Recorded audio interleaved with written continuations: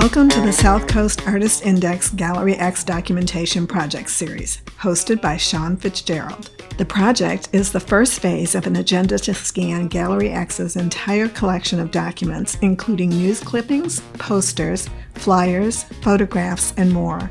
The scans will be archived and later mined for information specific to the artists who have had their work exhibited or who have performed at the city's oldest continually operating cooperative art gallery. Join Sean and his guests as they discuss the project and the history of Gallery X, its visual, performing, and literary artist members and volunteers. Good.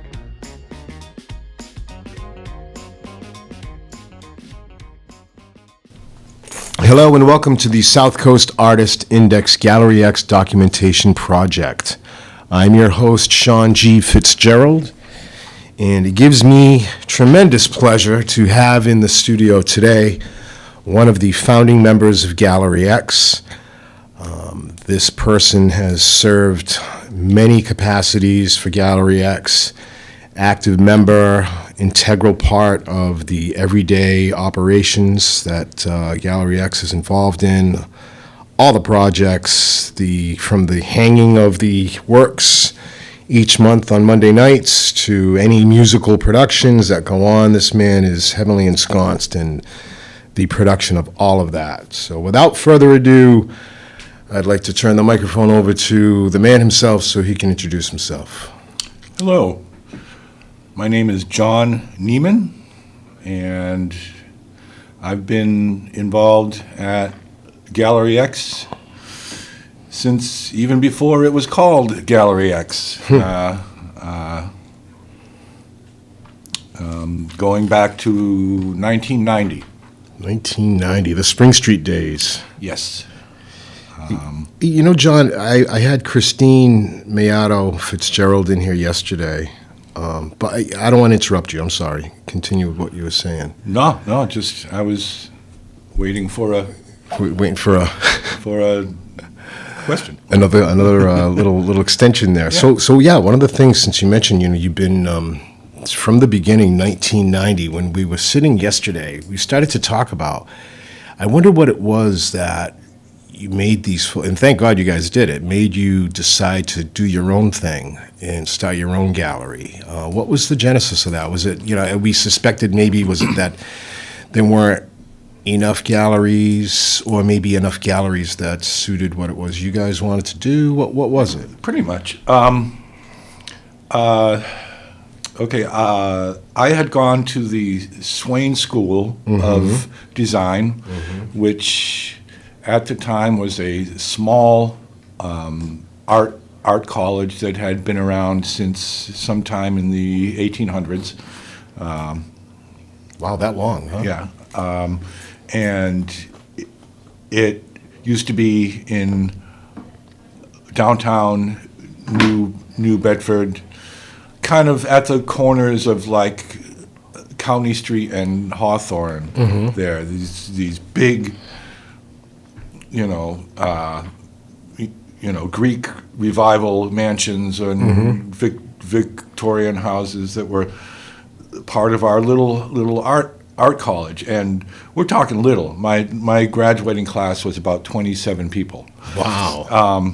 So I graduated there in '87 with a degree in painting, and after college, you kind of have to force yourself to keep making art. And at the time in New Bedford, there weren't really any other art galleries. There was the Whaling Museum, and there was a group called the Bierstadt Art Group, which basically was a group of like older kind of little old ladies that were like nice, but they did lots of little seascape paintings and your traditional New England and things like that. Yeah, and so myself and a good friend of mine, Charles Hauk, or Chuck. Chuck.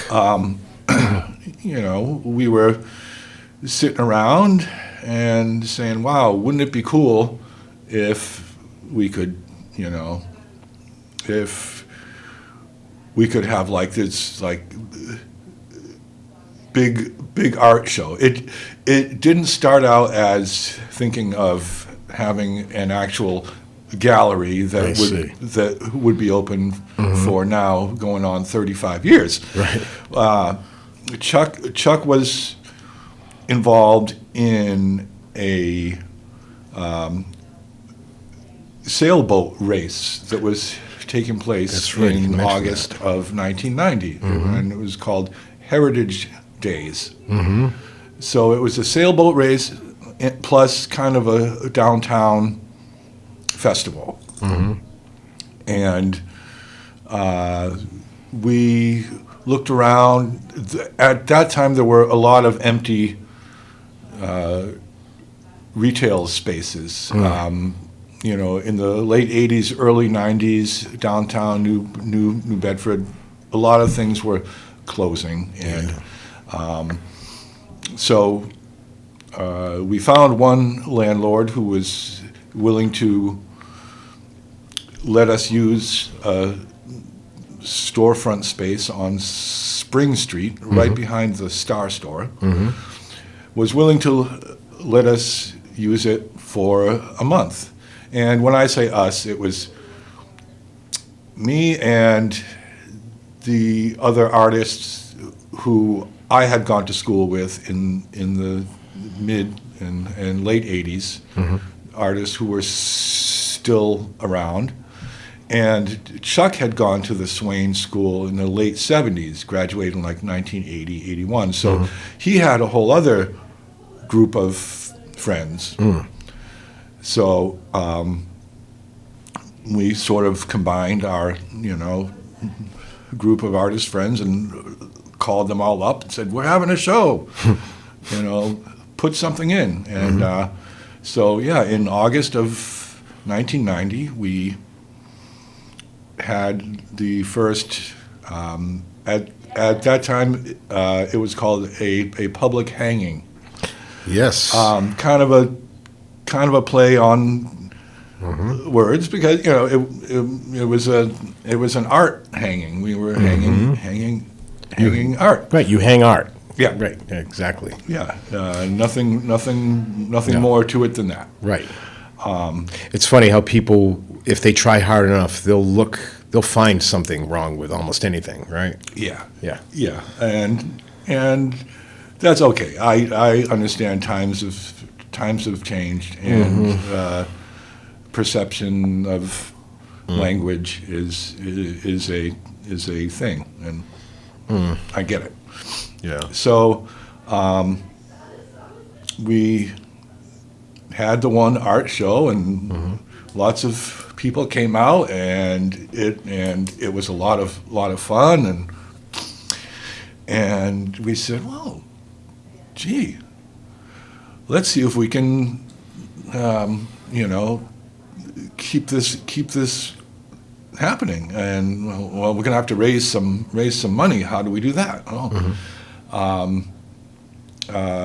So the Swain School used to have an auction every year to raise money. And we thought, well, that's great, but all of our friends are artists. They don't have much money, so Right.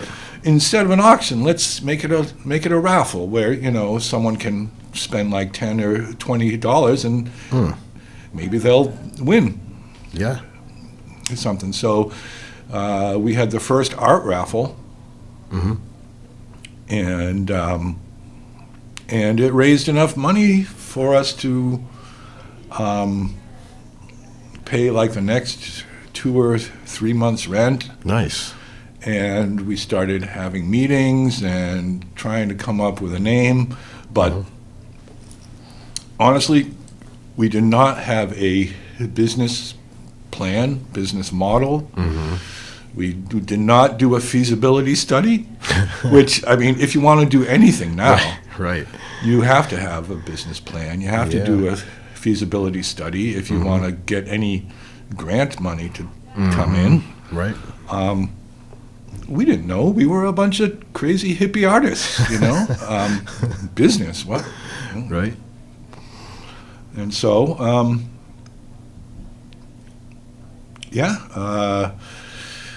we raised enough to pay for the first few months' rent, and then we kind of came up with the idea, okay, let's, get artists to, join as members, and then there's a membership fee. And it's kind of funny because in 1990 we started out, it was like $30 a month to be a member of Gallery X. Well, times have changed, and now I believe, what is our annual membership at Gallery X is like $200. I know. So it's amazing. It should be going the other way, Right. but it's only a fraction. It is, and that's something Chuck and Sue were talking about, that, compared to where it started as to where it is now, it's almost half of what it would have been. Yes. And they were saying that they'd like to see it get to a point where it can be as cheap as possible for artists to join. Yeah. Which, with the work that Zach's been doing with grant writing and, a lot of these fundings that we are fortunate enough to be getting recently, that maybe in time we can coordinate it so that, we can make it really, really cheap for artists. As we all know, artists are struggling, most of them, until they hit it, right? And so at what point did you guys decide that, okay, let's make this a thing? Like, it sounds like you had the Heritage Days show, and you had the art raffle. You're paying your rent. At what point, were you like, all right, let's turn this into a thing where people are actually paying memberships, and let's make this a gallery? What was the? It took a few months, and we would have meetings, and I mean, you know what a Gallery X meeting looks like now. There's maybe 8 people sitting around a table. Well, back then we had about 30. Really? Wow. They would all show up. 30 people crammed into a room, all with ideas and all with things that they needed to say and needed to be heard, and opinions, and it was a lot to sort out. Yeah. And so we had to come up with bylaws, and I'm like, bylaws? What are those? But some of the members had more of a clue and kind of were a little more business savvy. So, we kind of split off into committees. And one group worked on the bylaws, and one group handled like finance, and this was kind of, we were just kind of going at it by the seat of our pants. You can make it up as you were going along, kind of. Yeah, and I think that's great. I mean, you're starting what became Gallery X, and you're formulating it on your own grounds. Yeah, and we were kicking around different names, like the Spring Street Art Alliance. It's like that's kind of long, And what if we end up moving from Spring Street? Do we have to change our name? Yeah, that's true. And I came up with the idea of X, kind of like, okay, the unknown gallery, right? Someone else said, Gen X, and, the X Factor. The X Factor, it's kind of the unknown thing. And we were on Spring Street in between the YWCA and the Zeiterion, the Z. So Okay. X, even though it's not the correct order, it's like the Y, the X, and the Z. Oh, yeah. And yeah, so I kind of joke around, but it's sort of true that we learned how to do it right by doing it wrong. Well, I You mean, know? yeah, you perfect things by making mistakes, by learning from mistakes, right? You learn more from mistakes than you do by doing it right. Yeah, I mean, typically, yeah, you don't get to get to doing it right until you've made a shit ton of mistakes, really. Yeah, and early on there was a local artist person, kind of a prominent artist who I'm not going to say his name, but I remember him saying, "Oh, you guys will be lucky if you last a year." And Really? at the time, I was kind of upset by that. I'm like, "What do you mean? We'll be lucky if we last a year." And as the years went on, and in retrospect now, I think he was exactly right. Because we were lucky.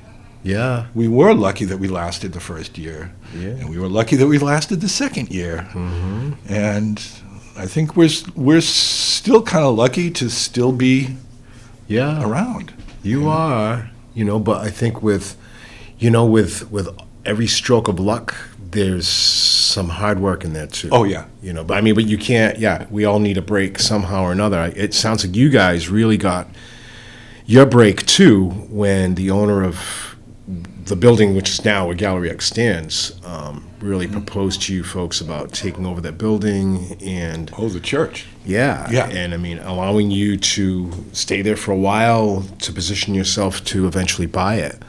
Again, sounds like luck, but I think he recognized in you folks potential for what it was you were doing. He was a big supporter, right? What was his name? It was Reverend Richard Kellaway. Reverend Richard Kellaway. That's right. I should know that by now. At the time, he was the minister at the Unitarian Church downtown, and he and his wife were both art collectors. So they were regular patrons of Gallery X early on, and when we were down on Spring Street, we kind of felt like as the years went on, we were there from 1990 till the end of '94, and going like '93 into '94, we kind of felt like we were outgrowing the space. It was a nice space in that it was a storefront you could walk by, the windows in the front, and see the art on the walls. But it was kind of a narrow, kind of long space, and we wanted to do other things too, musical events. There were people who were into poetry, wanted to do poetry readings, and small theater things, and the space wasn't exactly set up for much other than small art shows. So, and the owner of that building was raising our rent. I think it was going from $800 to $1,000 a month. Wow, that's a lot back then too. Yeah, and Reverend Kellaway had heard about this empty church on William Street that was up for sale.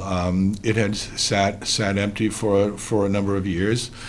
The last congregation, I believe, was the Frederick Douglass AME Baptist.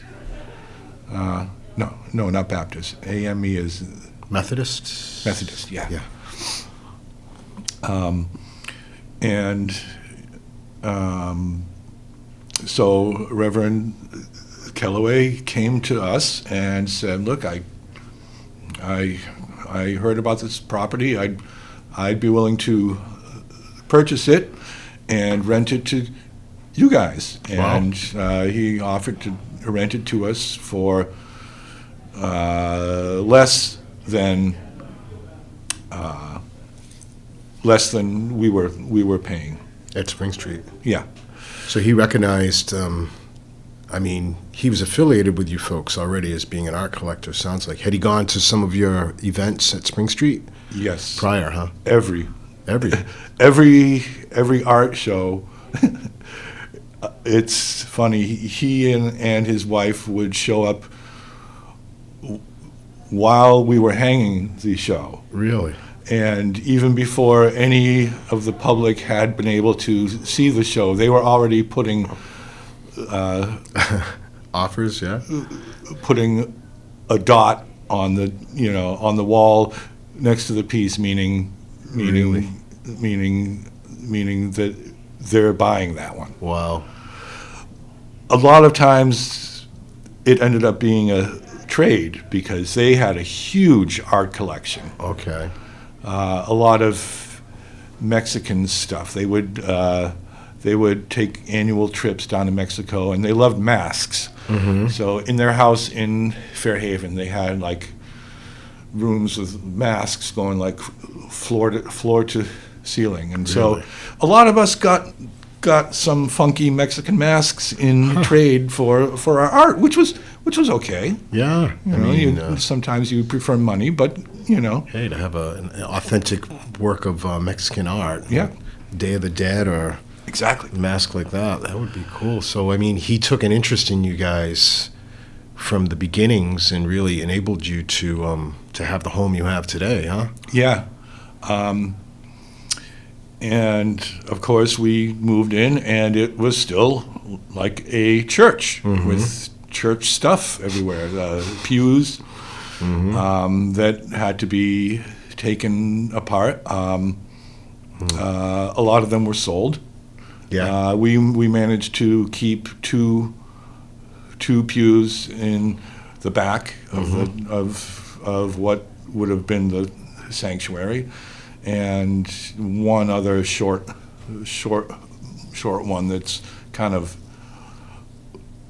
mobile. We can move it around. But yeah, there was like ugly pale green on the walls, like that kind of like chalky green color. There was an old pipe organ on the stage. Well, stage, Really? the altar, I guess. And it was non-functional, and we contacted the organ company that was still in existence. They were somewhere up around Lowell, Mass, or something. So they came down, looked at the pipe organ, and said, "Well, we'll take the whole thing out of here, lock, stock, and barrel, for free, Oh, nice. or we'll give you $500 for just the pipes." And it had a lot of pipes. There were wooden pipes. There were little tiny skinny metal ones, and the whole thing was this gigantic wooden construction. It had a big soundboard Right. in the back. So Reverend Kellaway said, "Well, I'll take the $500 for the pipes," and then he had to pay two guys to like dismantle the rest of the organ, and it probably took them a week and a half. So let's just say he didn't make any money on the No, you should have cable. just let him take the whole thing for free. Huh? Yeah, that $500 got burned up fairly Yeah. quickly. Wow. But then we gradually converted the space into something that we could hang art on the walls. It was old plaster walls that were kind of cracked and stuff, so we put a layer of particle board on the inside, OSB board, if anyone knows what that is, and painted it white, and painted the walls white and the ceiling white. So now we've got this big open room. And and now the room can afford you guys the luxury of having not just the art shows, but some of the other events you were talking about, music, poetry, open mic nights, right? Yeah. You got a built-in stage there in the main gallery that Yes. I guess they used to have their processions and, their Sunday services or whatever religion, whatever day. And now, so the downstairs gallery, when you guys acquired that building, what was that downstairs? Was that just a It was function ugly. room? Ugly? Was had it storage? Was it used for faculty meetings of any kind or staff meetings? What was it? Well, I believe the church used it for small events because it was easier to heat for one thing. In fact, I remember when I was in high school, my friend's mother brought my friend and I there to see a gospel vocal group. Really? And it was in the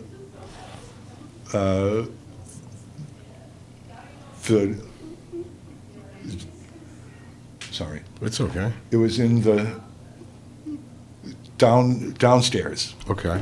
And it was, this all black congregation, and Yeah. they had these like really nice kind of shiny blue robes, and they were all singing their gospel Yeah.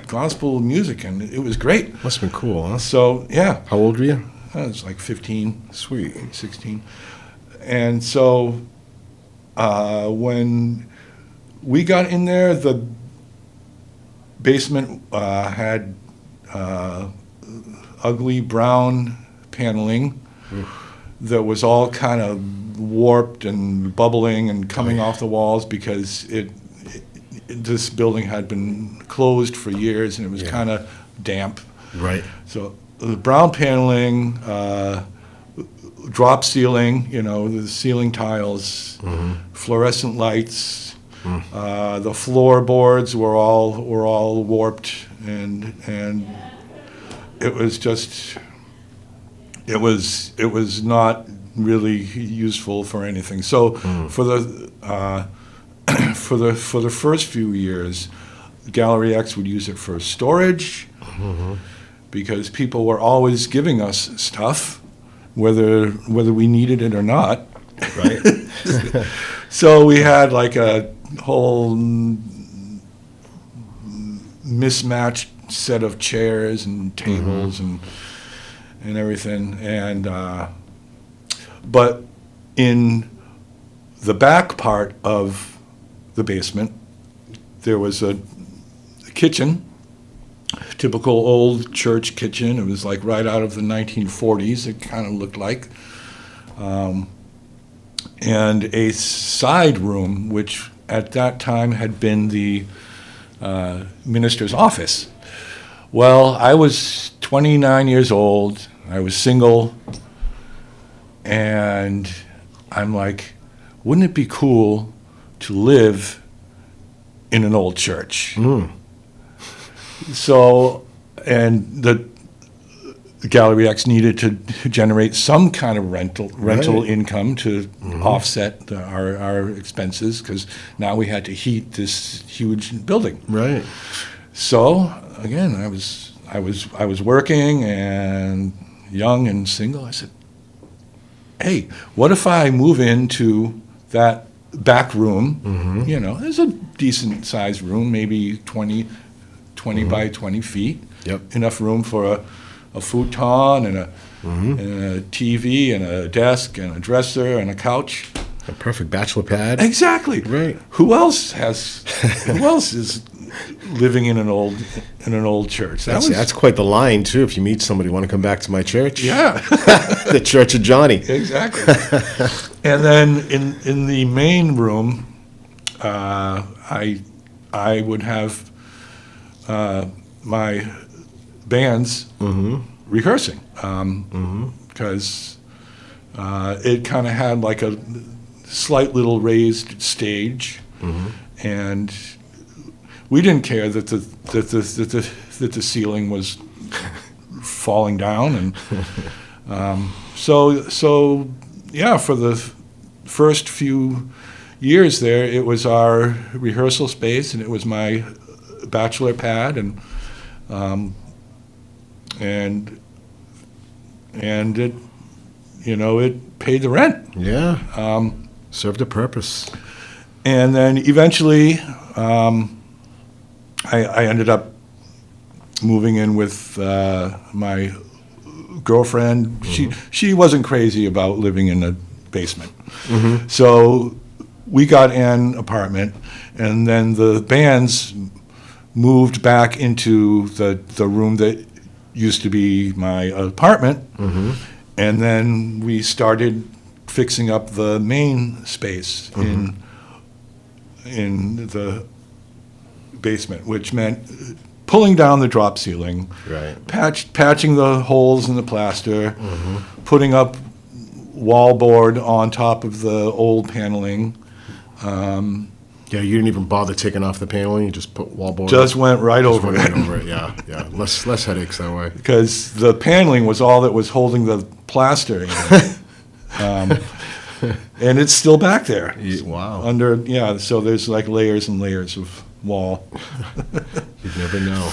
And then eventually it was nice enough space that we could start having art shows down there. And I believe the track lighting down there was a donation from the Whaling Museum. The Whaling Museum had upgraded their lighting, and they had like a whole bunch of old track lights. So we, again, people were nice enough to give us stuff, but a lot of times it would be like a secondhand vacuum cleaner that kind of worked, or old computers. I think we didn't get I think we got our first new computer like out of the box in like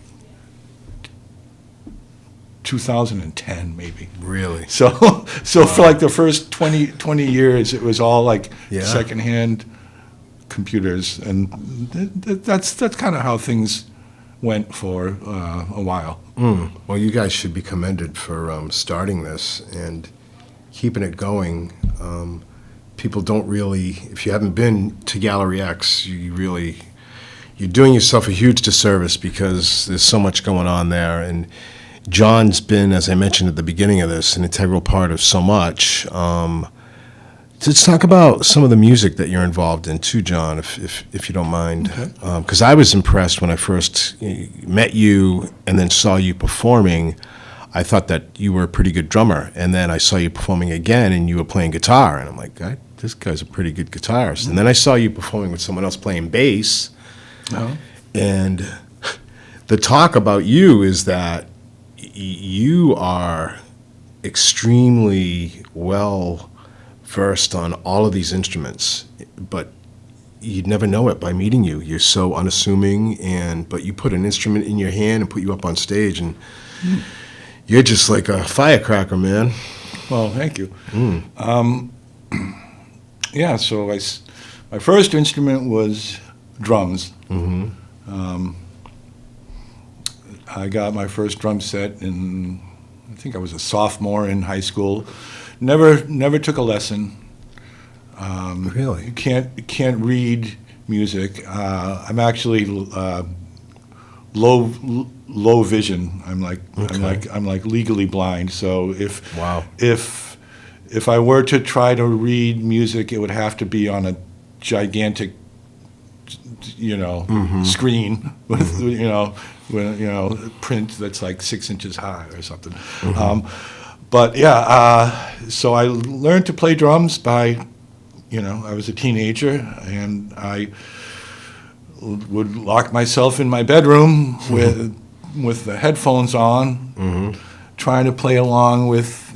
At first, it was the Beatles, probably, and then stepped up to like playing along with like Pink Floyd, and a lot of the British stuff, and then trying to play along with Led Zeppelin, and just kind of learned by ear, and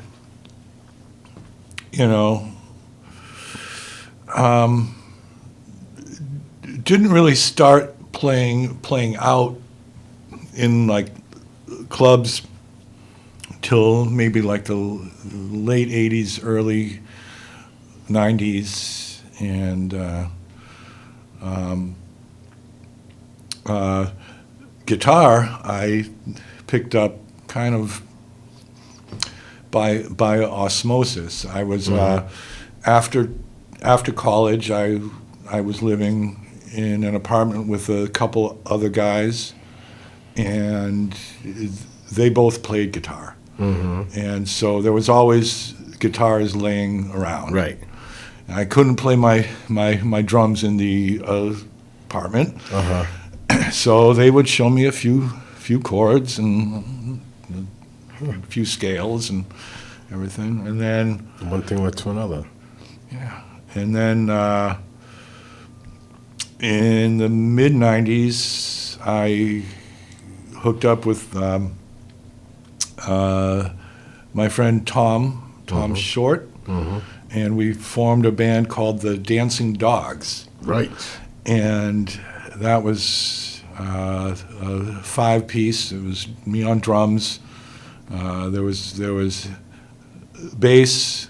There was guitar, and then two horns. Tom played sax, and Joe Raposa was trumpet and trombone, and Joe was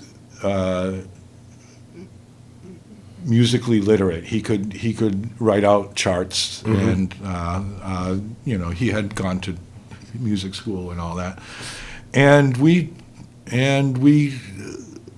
played anywhere we could. It started out back in the mid '90s. There was a club downtown called Crickets. That's where I first saw you guys. Yeah. Yeah. At that time, that was kind of the hot spot, and we kind of had like a regular gig there. I think for a while it was like even almost weekly.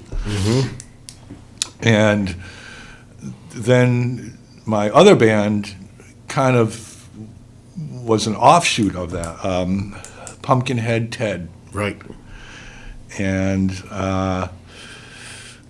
I ended up playing guitar in that. At the time, I still only knew about 4 chords. And I think our first gig, we knew about 6 songs. We would play the 6 songs, go on break, and then come back and play 6 songs again. And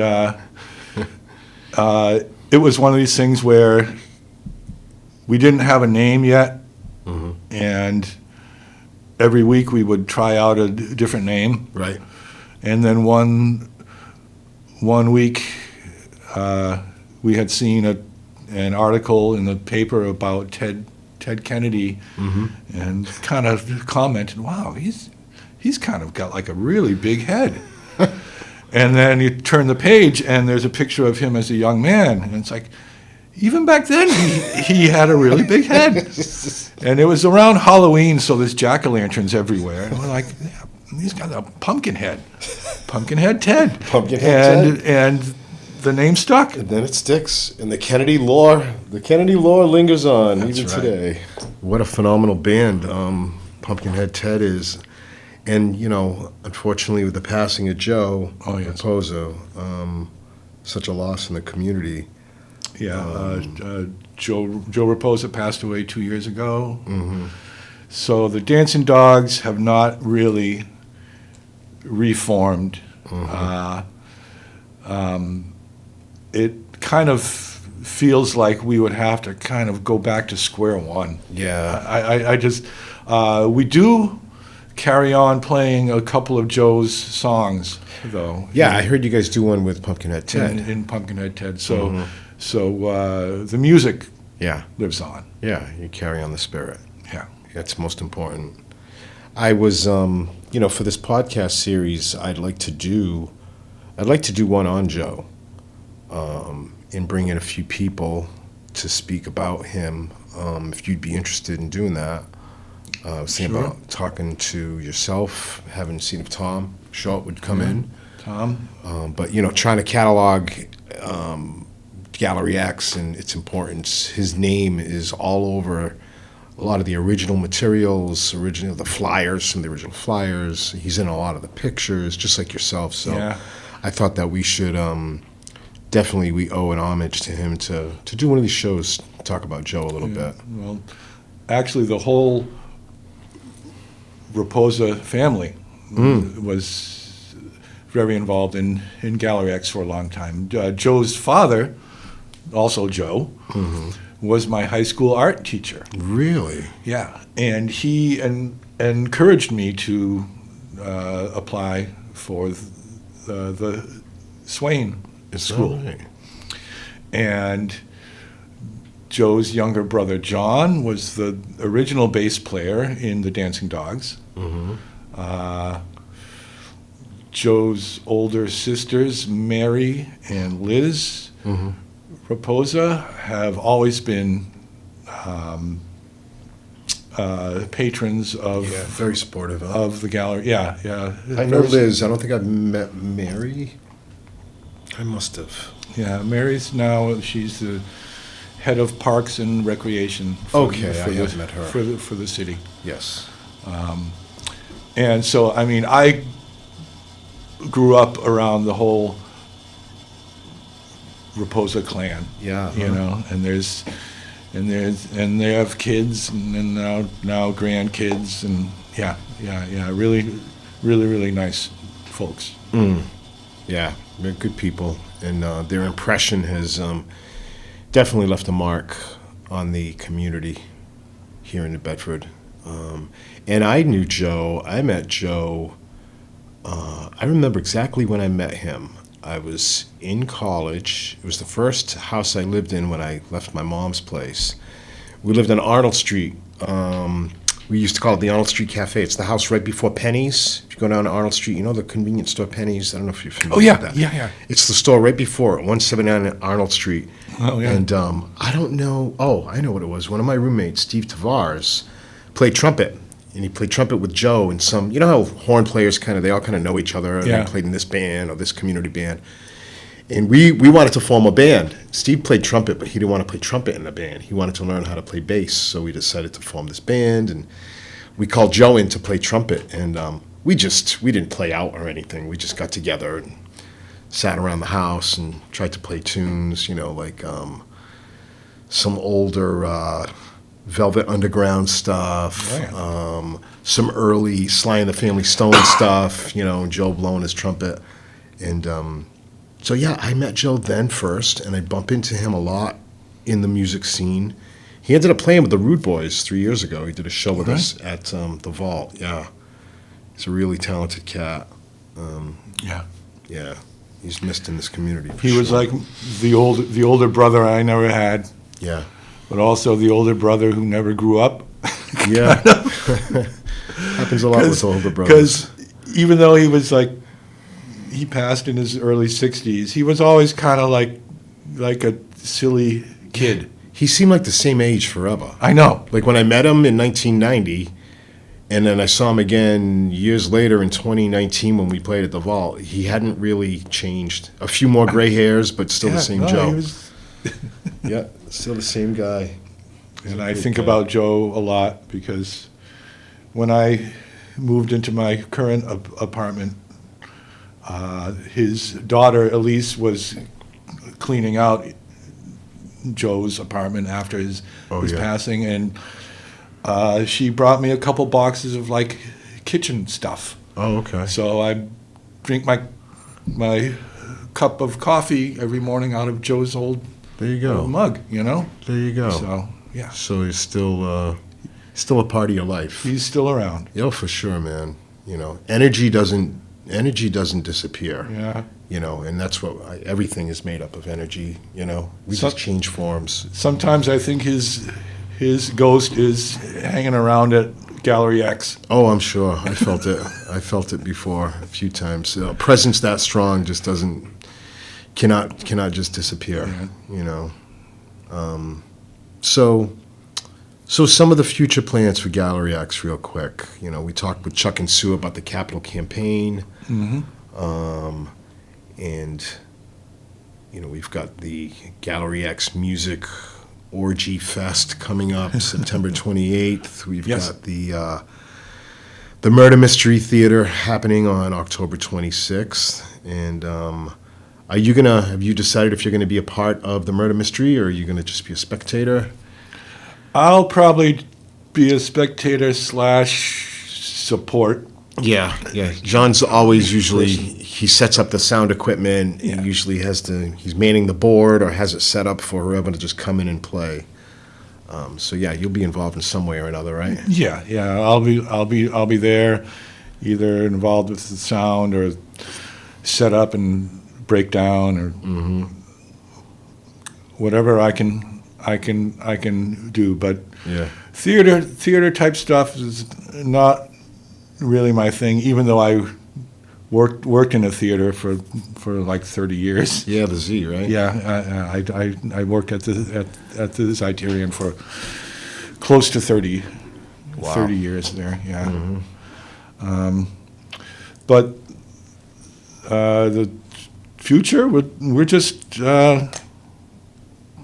keeping on.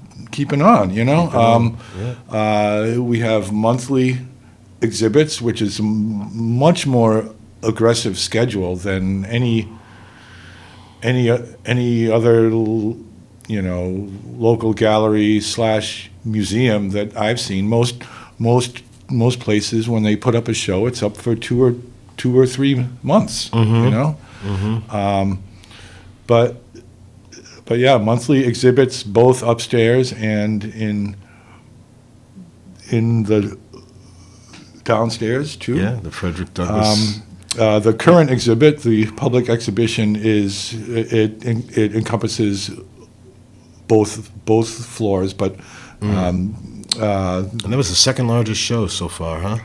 270 something pieces of art.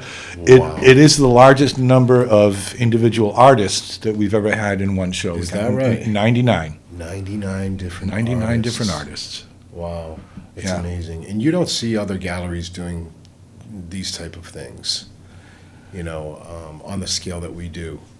Yeah. And we were talking about it yesterday when I had Christine in here. How many of those public hangings or public exhibition shows have translated into more membership and more interest in the gallery, That's where Christine started. A lot, yeah. I mean, Gallery X has been accused of being like, oh, well, they'll let anyone show their work there. And in a way that's correct, and I don't think it's a bad thing. I say we're the most inclusive Right. gallery around. A lot of the more quote unquote respectable art galleries, you'll have to submit your portfolio for approval. Right. And we used to kind of have a process like that, but there was really hardly ever anyone who didn't get let in unless they had like a drawing in ballpoint pen on a napkin. It's like, well, okay, it's got to be like at least in a frame. We need a little air of professionalism. But we are inclusive. A lot of our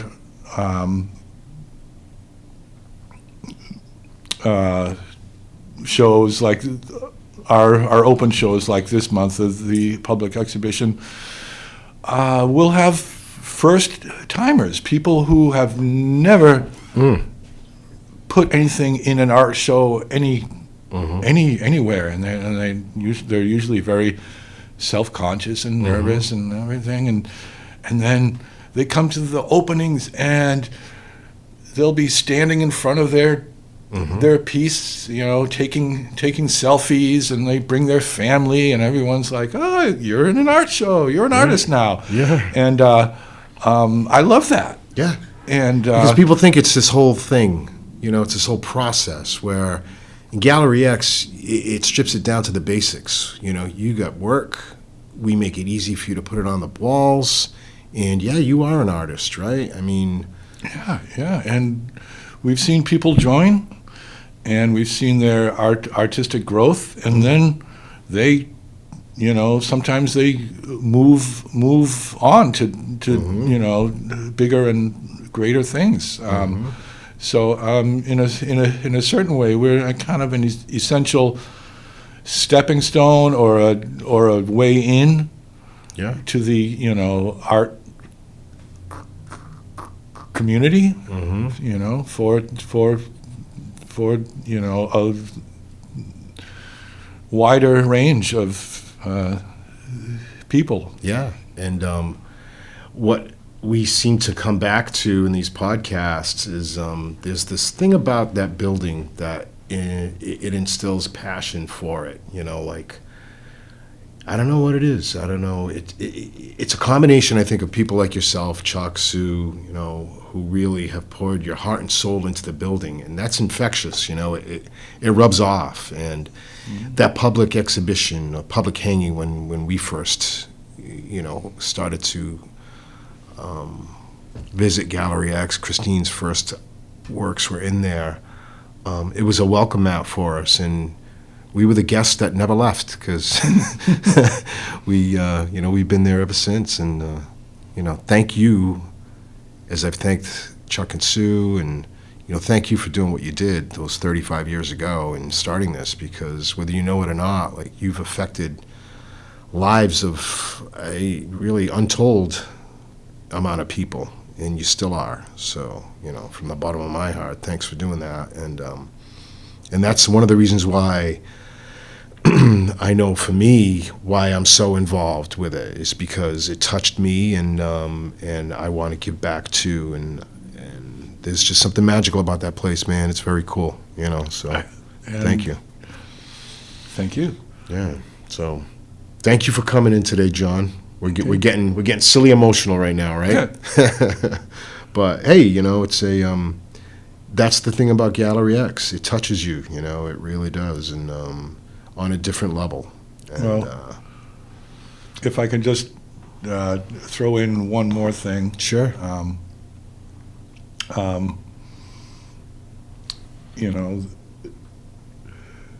There's almost like these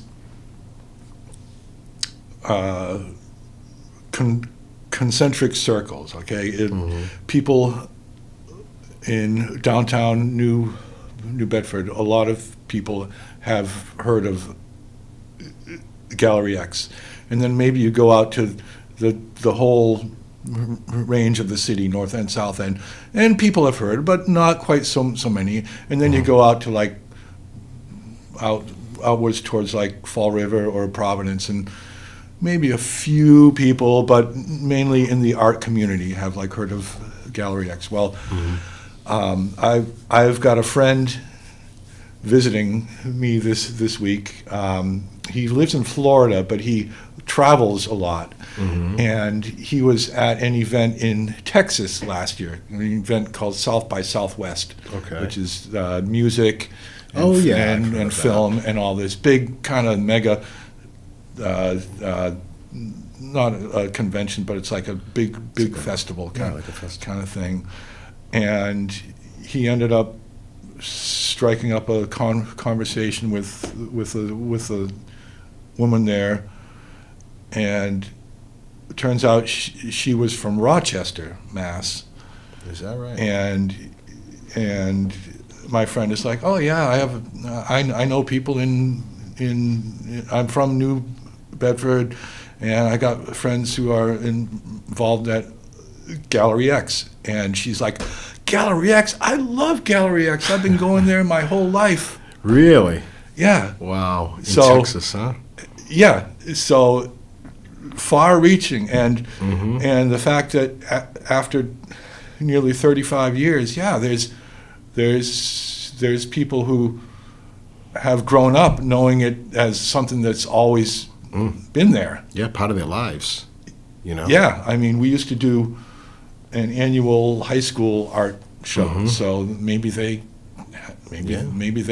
put something in when they were in high school, or maybe their parent or their aunt or uncle had something in. But yeah, to like actually hear like, oh, someone down in Texas has heard of Gallery X. That's about the widest kind of. Yeah, I mean, you've got, how far it stretches.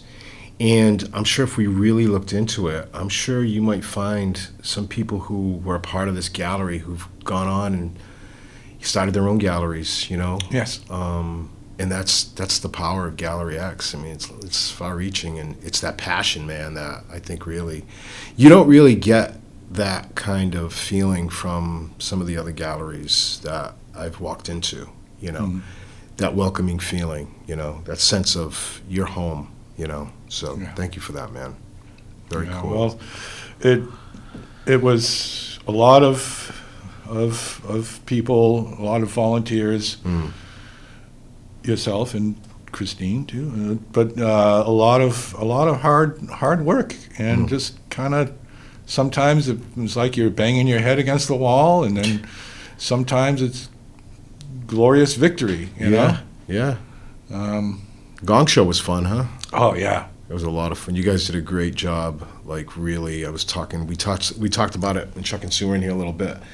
The band was just so key for that, because you guys picked up a lot of the dead silent moments, playing acts on and off. I mean, the way you kept things moving as the MC, there weren't a lot of dead moments where, we had actually learned a bunch more like little song snippets that we didn't get to play because it was like bang, bang, bang, bang. It was moving quickly, yeah. Thank God we were able. And I was like, in hindsight, thinking that we never rehearsed any of that. We didn't rehearse the order of it or anything. So, I'm excited to see how we do the next one. And if we actually get to practice a little bit. Maybe. But I think the Gong Show was like the perfect length of time. Yeah, it was. If it had been shorter, it would have felt too short. If it had been longer, well, we would have maybe had to have an intermission or something. Yeah, it was a perfect amount of time. And I know leading up to it, we were kind of scratching our heads for acts, but it ended up working out really well. Somehow. It did. And we had a good arrangement of different acts, too. Exactly. So that was cool. But, well, thank you, John, for coming in. Thank you, Sean. To wrap this up. It's great having you come in. I love talking to you, man. You're always have good stories, and you're one of the faces that has welcomed me in the gallery and in the New Bedford community. So again, thanks for that. And no problem. Yeah, way cool. So today has been the podcast with Screamin Johnny Neiman, and it's been a pleasure. We will talk with you folks soon, and tune in for more. The Gallery X documentation project by the South Coast Artists Index Group continues. Thanks for your time, folks. Sean FitzGerald signing off. You have been listening to the South Coast Artist Index Gallery X series. This series and the documentation project was made possible by ArtNet and Wicked Cool Places, funded by the City of New Bedford through the American Rescue Plan Awards and its Arts, Culture, and Tourism Fund, and is facilitated by New Bedford Creative at the NBEDC.